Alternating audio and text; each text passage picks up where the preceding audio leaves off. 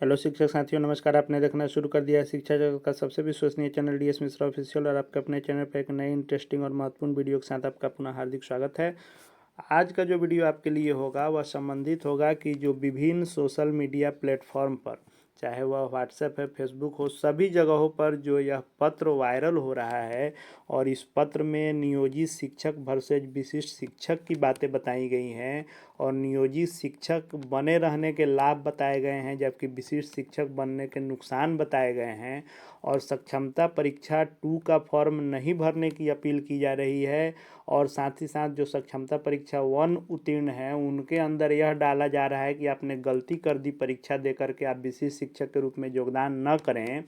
इन दोनों बिंदुओं पर कि सक्षमता परीक्षा में बैठना चाहिए या नहीं, या विशिष्ट शिक्षक के रूप में योगदान आप करें कि नहीं, इसके संदर्भ में मैं आज का यह विस्तृत आपके लिए चर्चा वाला वीडियो लेकर के आया हूँ। यह वीडियो देखने के बाद निश्चित रूप से 4 लाख नियोजित शिक्षक साथियों के आँख खुल जाएंगे और सच्चाई से रूबरू करवाने का मैं पूर्ण प्रयास करूँगा इस वीडियो में। वीडियो थोड़ा सा लंबा हो सकता है लेकिन महत्वपूर्ण होगा, और साथ ही साथ आप यह तय कर पाएंगे कि आपके लिए कौन सा अच्छा है, कौन सा आपके लिए नहीं अच्छा है। सबसे पहली बात तो मैं यह बता दूं कि जो विशिष्ट शिक्षक बने जा रहे हैं वह यह मैं नहीं कह रहा हूं कि विशिष्ट शिक्षक बन जाना हम लोगों के लिए संतुष्ट हो जाने वाली बात है या सब कुछ हमें मिल जा रहा है। इस बात की वकालत मैं बिल्कुल नहीं कर रहा हूं, क्योंकि हमें तो पहले समान काम समान वेतन की मांग थी हमारी, जो कि हम सुप्रीम कोर्ट में अपना केस हार भी गए। दूसरा, हमको बिना शर्त राजकर्मी भी चाहिए था, वो भी हमको नहीं मिला। हमको विशिष्ट शिक्षक के बदले सहायक अध्यापक का दर्जा मिलना चाहिए था, वो भी नहीं मिला। और जो पूर्ण राजकर्मियों को जितनी सुविधाएं मिलती हैं वह पूरा मिलना चाहिए, वह ग्रेड पे मिलना चाहिए। जो पूर्व के नियमित शिक्षकों को मिलता है वह हमको स्केल मिलना चाहिए, वो भी नहीं मिला। तो मैं यह कहीं से नहीं कह रहा हूँ कि जो मिल रहा है यह बहुत है और हम लोग सरकार से खुश हैं, लेकिन मैं यह जरूर कहूँगा कि नियोजित शिक्षक वर्सेज विशिष्ट शिक्षक के रूप में जो नियोजित शिक्षकों को भरमाने बरगलाने की कोशिश की जा रही है उसके संदर्भ में मैं आज विस्तृत चर्चा करने वाला हूं, और हर पॉइंट पर मैं अपने ज्ञान और अपने अनुभव के आधार पर आपके साथ विस्तृत चर्चा करने वाला हूं। तो वीडियो महत्वपूर्ण होने वाला है, वीडियो में अंत तक बने रहेंगे। और यदि अपने शिक्षक साथी के चैनल डीएस मिश्रा ऑफिशियल को अब तक आपने सब्सक्राइब नहीं किया है तो चैनल को सब्सक्राइब करके बेल आइकन को प्रेस कर लेंगे, ताकि आगे शिक्षा एवं शिक्षकों से संबंधित जो भी एक एक लेटेस्ट अपडेट और महत्वपूर्ण वीडियो आए उसकी जानकारी आपको मिल सके। तो सबसे पहले हम लोग बात कर लेते हैं कि नियोजित शिक्षक के बारे में जो लाभ बताए गए हैं कि नियोजित शिक्षक बने रहने में आपको बहुत सारे लाभ हैं, उन सब बिंदुओं पर हम लोग चर्चा कर लें। सबसे पहले कहा जा रहा है कि नौकरी 60 वर्ष तक की आयु के लिए सुरक्षित होगी। तो यह तो विशिष्ट शिक्षक में भी होगी, ऐसा नहीं है कि विशिष्ट शिक्षक में 45 साल पर आपको रिटायर कर जाना है, ऐसा बात नहीं है। दूसरी बात, नियोजित शिक्षक के रूप में यदि 60 वर्ष सेवा करना ही हमारी प्राथमिकता थी तो फिर हम इतने दिनों से संघर्ष किस बात का कर रहे थे। 60 साल की नौकरी तो हमारी बहुत दिन पहले ही हो गई थी, जब 2006 में पंचायत शिक्षक के रूप में बहाल कर लिए गए थे शिक्षा मित्र को, तो उस समय ही 60 वर्ष की नौकरी हो गई थी। तो फिर इतने दिनों से हम संघर्ष किस बात का कर रहे थे, राजकर्मी की मांग क्यों कर रहे थे, अगर 60 साल नौकरी पाना ही हमारी प्राथमिकता थी तो यह भी कहीं से उचित बात नहीं है और यह सिर्फ भरमाने वाली बात है। दूसरा, यदि हम लोग बात कर लें कि शिक्षकों की मर्जी के विरुद्ध स्थानांतरण नहीं है, सही बात है, नियोजन इकाई के अंतर्गत आप बहाल हैं, आपका स्थानांतरण नहीं हो पा रहा है और स्थानांतरण करने के लिए सॉफ्टवेयर बनाने की बात हुई, आज तक वह सॉफ्टवेयर भी नहीं बना। लेकिन यदि 100% लोगों को स्थानांतरण नहीं ही चाहिए था तो फिर इतने दिनों से स्थानांतरण की मांग क्यों हो रही थी, मुकदमे क्यों किए गए थे। बहुत सारे लोगों को स्थानांतरण नहीं चाहिए जिनको एकदम घर के सामने स्कूल मिला हुआ है, लेकिन बहुत सारे साथियों को, थोड़ा सा आपको अच्छा नहीं लग सकता है लेकिन यह कड़वी सच्चाई है कि बहुत सारे साथियों को स्थानांतरण की सुविधा नहीं रहने से बहुत कठिनाई हो रही थी, जो कि विशिष्ट शिक्षक बनने के बाद स्थानांतरण का आपका अधिकार मिल रहा है और स्थानांतरण आपका होगा, जो इसमें रहते आपका नहीं होगा। तो जिनको स्थानांतरण चाहिए था उनके लिए यह ठीक है, बाकी जिनको एकदम घर के पास स्कूल है उनके लिए यह पॉइंट माना जा सकता है। अगला हम लोग देख लेते हैं, तीसरा नंबर कहा जा रहा है कि सेवा में वरीयता बरकरार रहेगी। वरीयता किस बात की रहेगी बरकरार?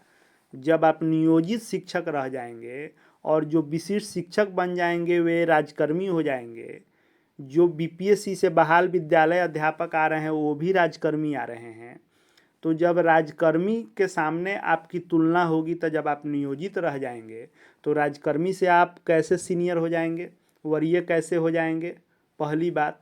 दूसरी बात, अब जो है आप कहेंगे कि पहले से हम बहाल हैं, तो पहले से तो आप बहाल थे ही, तो जब 2012 में 34,540 शिक्षकों की जो बहाली हुई, नियमित बहाली हुई, तो वे 34,540 बैच के सभी शिक्षक मैट्रिक ट्रेंड ही थी उनकी अहर्ता, तो वे आए तो आपसे सीनियर कैसे हो गए? क्योंकि उनकी बहाली राजकर्मी के रूप में नियमित थी, तो राजकर्मी वाले कभी भी आपसे सीनियर ही होंगे।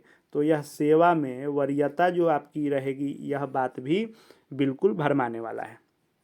चौथे पॉइंट की बात कर लें। चौथा कहा जा रहा है कि प्रमोशन के लाभ के आप हकदार होंगे।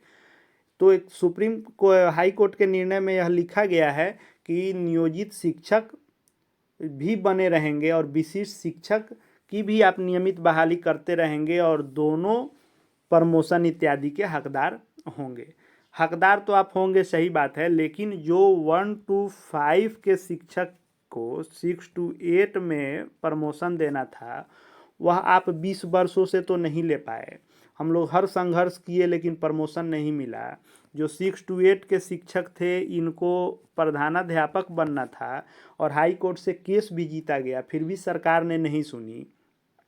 तो जब आपकी संख्या 4 लाख थी तो प्रमोशन आप लड़ते रह गए, आपका नहीं सुना गया, तो आपकी संख्या जब 50,000 से भी नीचे हो जाने वाली है तब आपको सरकार कितना अहमियत देगी और कितना प्रमोशन देगी ये आप स्वयं आकलन कर सकते हैं।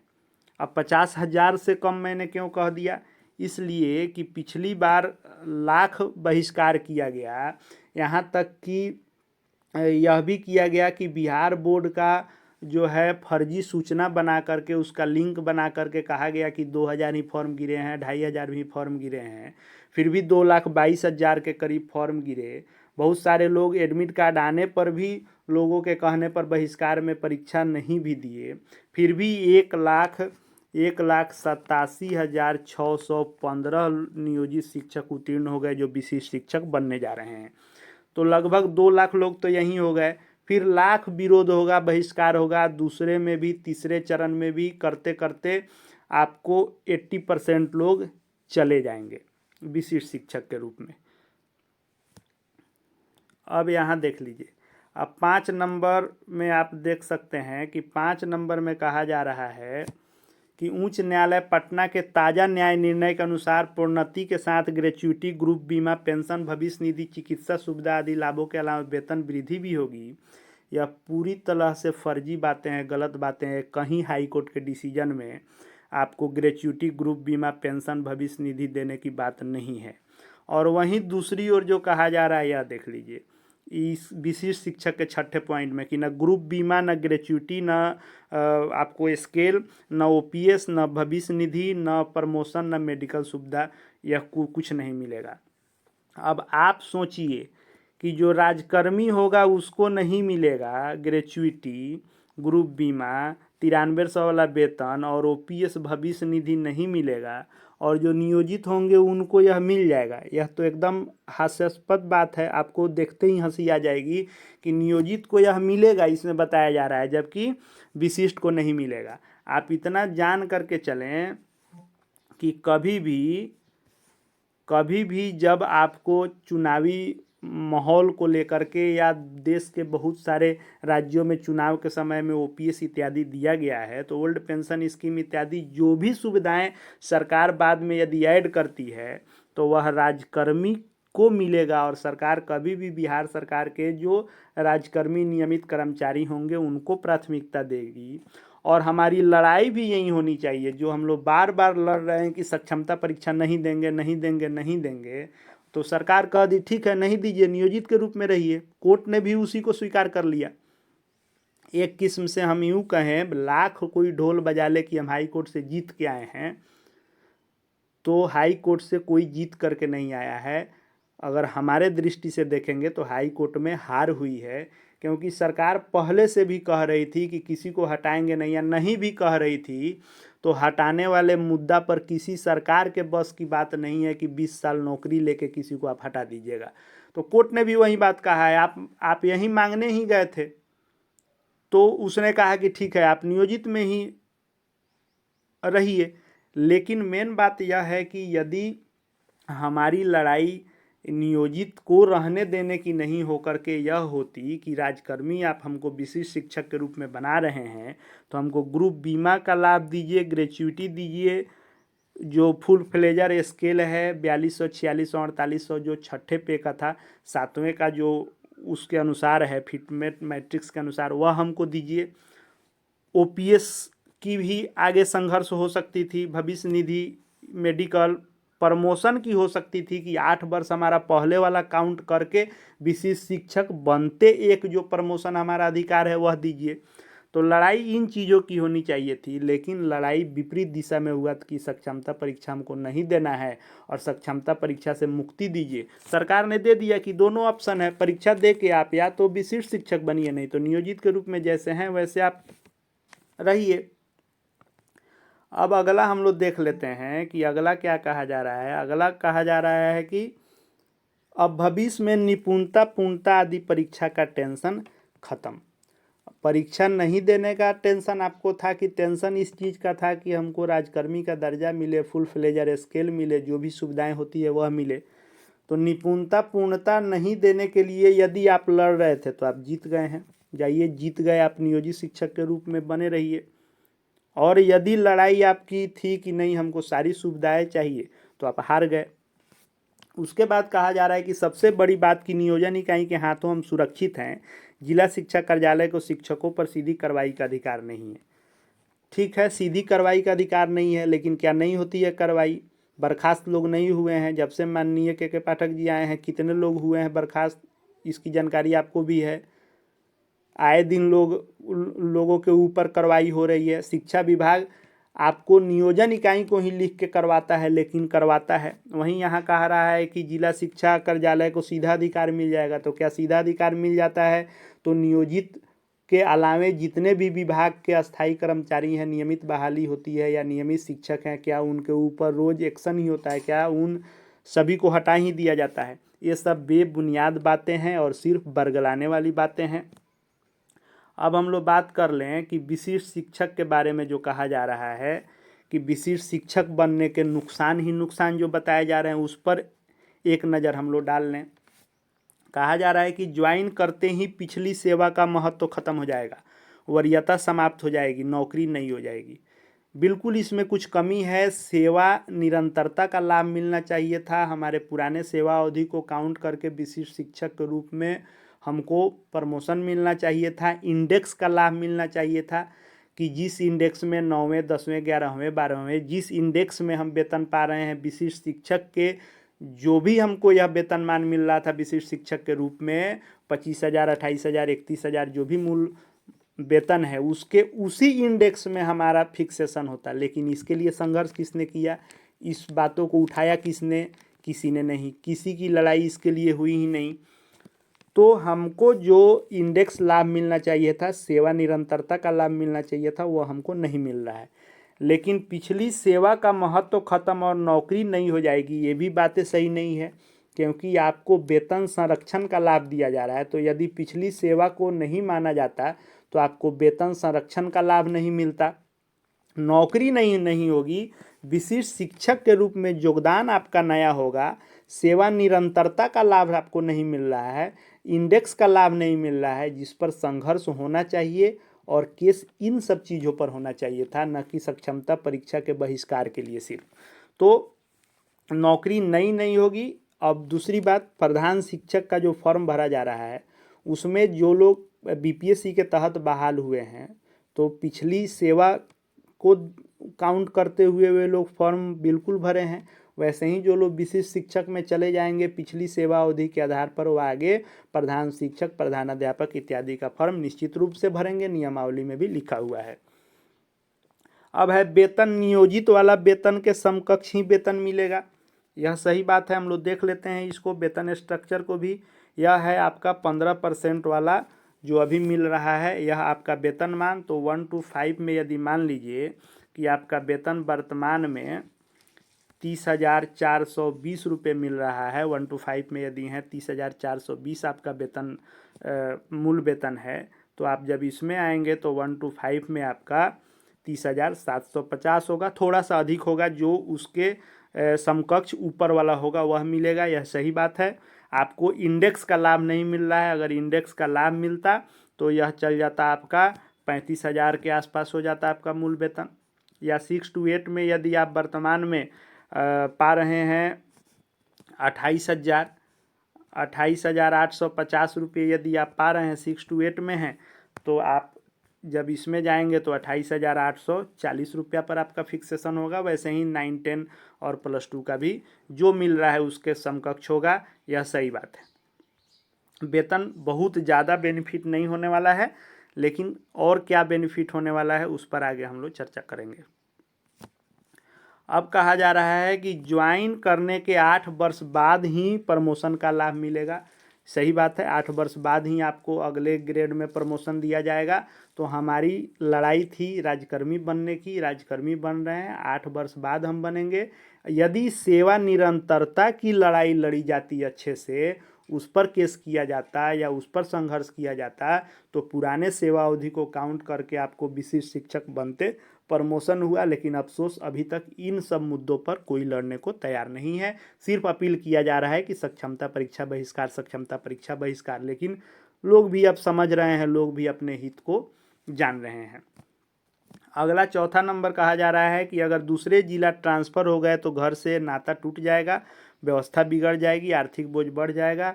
बिल्कुल कई सारे लोगों को परेशानी होगी, लेकिन बहुत सारे लोग जो 2013-14 से इधर बहाल थे, अधिकांश लोग दूसरे ज़िले में चले गए थे, उनके लिए यह बेनिफिशियल भी साबित होने वाला है कि कम से कम वो अपने ज़िले में आ जा रहे हैं।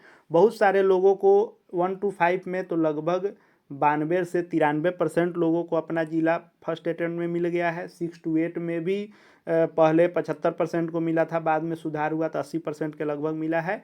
जिनको जिला चेंज करना है वह फिर से विशिष्ट शिक्षक वाले सक्षमता परीक्षा में बैठ सकते हैं और अच्छा स्कोर करके अपना चॉइस जिला पा सकते हैं। हाँ, उनके लिए यह अच्छा नहीं है जो बहुत नज़दीक में हो, नौकरी कम बची हुई हो, स्वास्थ्य कारण हो, परिवार का ऐसा हो कि उनको छोड़ करके आप कहीं नहीं रह सकते हैं, नौकरी बहुत ही कम बची है 2-4 साल, उनके लिए वास्तव में यह बेनिफिशियल नहीं होने वाला है।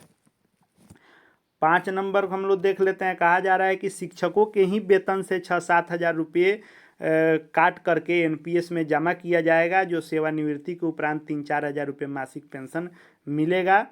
अब देखिए, 6-7 हज़ार रुपये एक मुश्त नहीं काट करके मिलता है, इसको हम लोग समझ लेते हैं। आप अभी वर्तमान में नियोजित में हैं तो 1800 रुपया आपका कटता है और 1800 रुपया सरकार का, 1950 के आसपास सरकार देती है। 1800 आपका रहता है, 1950 सरकार का रहता है, और यहीं आपके नौकरी के अंत तक जमा होते रह जाएगा 60 साल तक। यह 1800 वाला ट्रेंड ख़त्म नहीं होगा, 1800 ही होगा चाहे जितना दिन नौकरी हो जाए। जबकि आप विशिष्ट शिक्षक में आ रहे हैं, ना के बराबर सुविधा मिल रही है। एनपीएस सिर्फ एक आप देख लें तो यदि मान लीजिए कि 1 to 5 का ही हम लोग लेते हैं, तो 1 to 5 का जो नया स्ट्रक्चर है विशिष्ट शिक्षक वाला, इसमें हम लोग देख लेते हैं। तो 1 to 5 में 25,000 से लेकर के और मान लीजिए 30,000 तक आपका बनने वाला है। वैसे ही 6 to 8 में 28,000 से लेकर 29,000 तक बनने वाला है। वैसे ही 9, 10 और +2 में आगे तक बनने वाला है। तो एवरेज हम लोग एक 30,000 मूल वेतन एवरेज ले लेते हैं। 1 to 12 तक का हम लोग एक एवरेज ले लेते हैं कि 30,000 रुपये मूल वेतन, 30,000 मूल वेतन है। तो डीए वर्तमान में कितना है, 50% है, तो 50% डीए है तो 15,000 रुपया हो गया। तो जो एनपीएस कटता है वह मूल वेतन प्लस डीए दोनों को मिलाकर उस पर कटता है, तो यह आपको 45,000 रुपया हो गया। तो जो कर्मचारी हैं उनसे 10% काटा जाता है, तो 10% काटा जाएगा तो 4500 रुपया आपसे काटा जाएगा। और जो सरकार मिलाती है वह मिलाती है 14%। तो 4500 रुपया आपका कटा 10% में, और 14% जो सरकार दी, तो 45,000 का 14% 6300 रुपया हो गया। तो आपको 10,800 रुपये हर महीना में जमा किए जाएंगे। 10,800 रुपये आपके खाते में 10,800 जमा किए जाएंगे। यह फिक्स नहीं है, नियोजित में 18,1800 वाला फार्मूला फिक्स रहेगा पूरे नौकरी तक। इसमें जो लोग यंग हैं, नए शिक्षक हैं, जिनकी नौकरी अभी बची हुई है, उनका कुछ दिनों के बाद हर साल वार्षिक इंक्रीमेंट लगते लगते, जब मान लीजिए मूल वेतन 40 है, वार्षिक इंक्रीमेंट नियोजित में भी लगना है, लेकिन वह 1800 ही फिक्स रहेगा। लेकिन इसमें मान लीजिए मूल वेतन आपका 40,000 हो जाता है और डीए मान लीजिए 60% बढ़ के हो जाता है, तो 24,000 रुपया डीए हो गया। तो यह हो गया 64,000 रुपये आपको हो गए मूल वेतन प्लस डीए। तो 10% आपका हो गया 6400 रुपया, 10% हो गया 6400 रुपया, और 14% सरकार देगी एनपीएस में आपके लिए, तो वह हो जाएगा 8960 रुपया।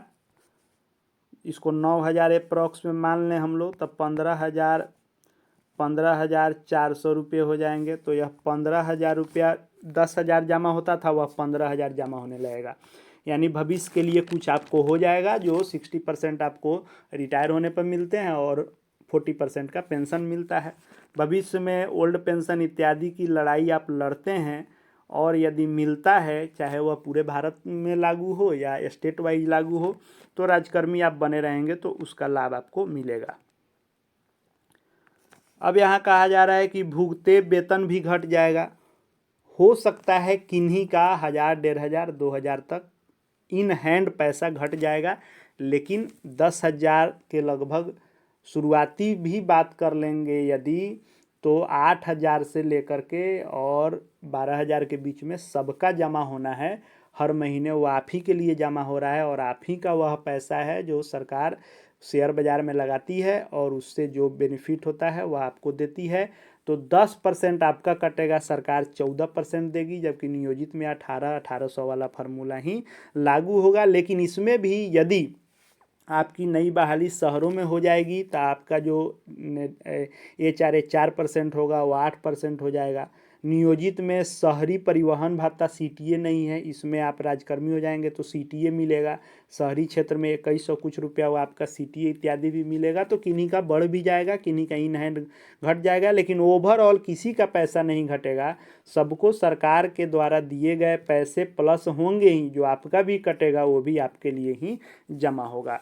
इस पर हम लोग बात कर ही लिए कि ग्रुप बीमा ग्रेच्युटी इसमें नहीं मिलने की बात कहा जा रही है, इसमें मिलने की बात की जा रही है, जो सरासर ही बेबुनियाद है और सिर्फ लोगों को भरमाने वाला है। अब कहा जा रहा है, इस पर हम लोग बात कर ही लिए कि कार्रवाई का अधिकार है, तो वो तो हर विभाग में होता है। इसका ये मतलब नहीं कि लोग नियमित बहाली होना छोड़ देंगे और सिर्फ लोग नियोजित ही बहाल होंगे।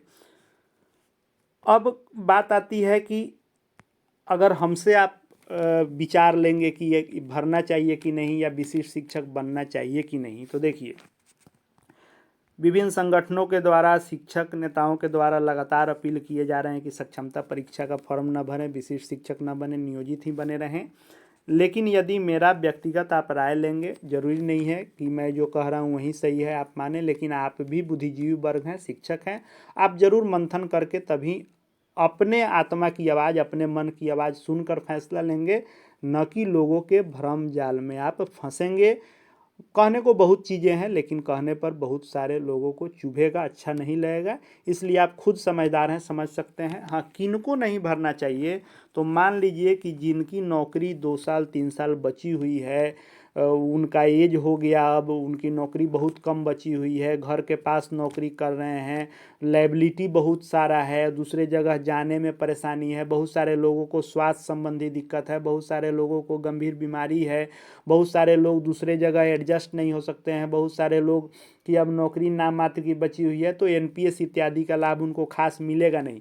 तो जिनको 2-3 साल नौकरी बची हुई है, दूर नहीं जाना चाहते हैं या घर की वैसी लायबिलिटी समस्या है, वे अपवाद में हैं, उनको नहीं भरना चाहिए, वे जहाँ हैं वहाँ खुश रहें, कोई दिक्कत नहीं है। लेकिन जिनकी भी नौकरी अभी बची हुई है, 8 साल 10 साल नौकरी बची हुई है, और जो यंग हैं उनको तो खास करके विशिष्ट शिक्षक को चुनिए, आप नियोजित को मत चुनिए। यहाँ जो कहा जा रहा है कि आपके माथे पर सिर्फ राजकर्मी का टिकट चिपका दिया गया है, तो राजकर्मी जिसमें सुविधाएं कम है लेकिन राजकर्मी नियमित संवर्ग है, वह टिकट आप चिपकवाना पसंद करते हैं कि नियोजित शिक्षक वाला धब्बा आप लगाना पसंद करते हैं, ये आपका चॉइस है।